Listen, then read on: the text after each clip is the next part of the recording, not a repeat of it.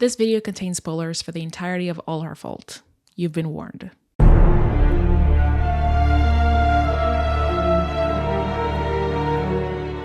On the surface, All Her Fault is a thriller series about the kidnapping of 5-year-old Milo and the investigation that follows. It's full of suspects and twists, it is technically made very well, the writing is great, casting, editing are all good enough on their own, but the underlying themes are what makes the otherwise great show an exceptional one. Throughout the series, almost every female character is accused or expected to take blame for something that we either know or find out later isn't her fault. Even Carrie, or Josie, who is the antagonist and the one orchestrated the kidnapping, is treated this way. At some point during the investigation, her boyfriend Kyle and her father Rob are found dead. It is assumed by the in-story characters and by us, the audience, that she is the one who killed them, but it is later revealed that Rob was actually the one who killed Kyle, and Peter, who we'll talk about more in depth later, is the one who murdered Rob. Leah is constantly being accused of relapsing by Peter and meeting with her dealer during a family getaway in Easter, which is also when one of Milo's toys, Mr. Chips, disappeared and assumed to be taken by the kidnapper, i.e. hinting that Leah's dealer is behind it all, and that Milo was taken because of her addiction, which, by the way, she never relapsed. Instead, Colin, who is her boyfriend and also Marissa's best friend and business partner, is found out to be the reason Carrie ever met Milo in the first place, as he was actually the one to relapse on his gambling addiction, and it was his bookie who came to visit him during Easter. That bookie is Rob, who was accompanied by his daughter, Carrie, or Josie, on that day, allowing her to meet Milo and plant that seed in her head that led to his kidnapping. Jenny is being blamed by the public for hiring Carrie in the first place. She of course feels guilty about it, as any decent person would, but the key is that Marissa never holds it against her, unlike Richie, her husband, who makes sure to guilt-trip her, asking how she didn't notice anything weird about Carrie or her references, and even tries to convince her that Marissa will blame her too, trying to isolate her from her friend, while he never even bothered himself with the responsibility of raising their child, let alone help Jenny choose or hire a nanny. And yet, he doesn't have the slightest amount of guilt for not being involved in that process.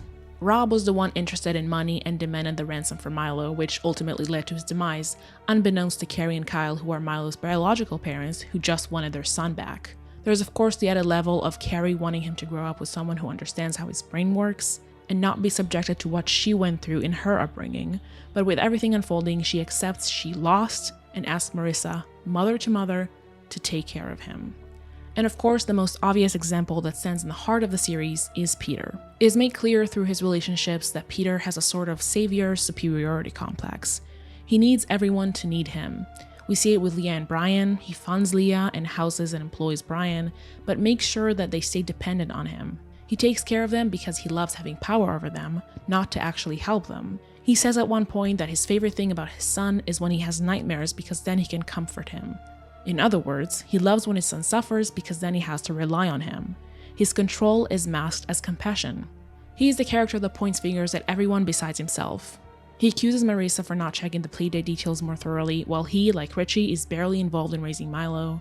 He keeps accusing Leah of relapsing, as I've mentioned, and we also find out that he let Leah take the blame for Brian's disability when it was in fact his fault. He shoots Carrie or Josie and claims self-defense, saying she was going to shoot him, and of course, his worst offense that led to everything in the series to happen in the first place, he replaced his dead baby with Josie's alive one on the night of the accident. Some real Judgment of Solomon stuff. The men in the series aren't burdened with the guilt of their actions, and even if they are, they still all shift the blame to the women in their lives. Of course, not all men in the series are like this, and Carrie, or Josie, is obviously responsible for her actions in planning and executing the kidnapping. But at the end of the day, it is all his fault. And this is, as much as it can be, a good for her ending. Carrie, or Josie, is pretty redeemed with everything we find out about her motives and intentions. Leah refuses to blame Marissa for purposefully killing Peter. Jenny divorces her absent husband, and Marissa gets to keep her son. They did everything to protect each other and their children, while the men did everything for their own benefits. All Her Fault explores gender roles, economic status, justice, and more, all disguised in a mystery thriller. As I said, I think it's a great series regardless, but that added layer of social commentary was the perfect special sauce that wasn't too in your face but elevated and completed the dish. We see how easy and convenient it is to blame a woman, but the women in this story are stronger than that. They don't point the finger back around, they know how to take responsibility, they can admit when they're wrong, and they know forgiveness. If for some reason you watch this video without watching the series, I would still encourage you to check it out. I think it's that good. But either way, thank you so much for watching. Bye!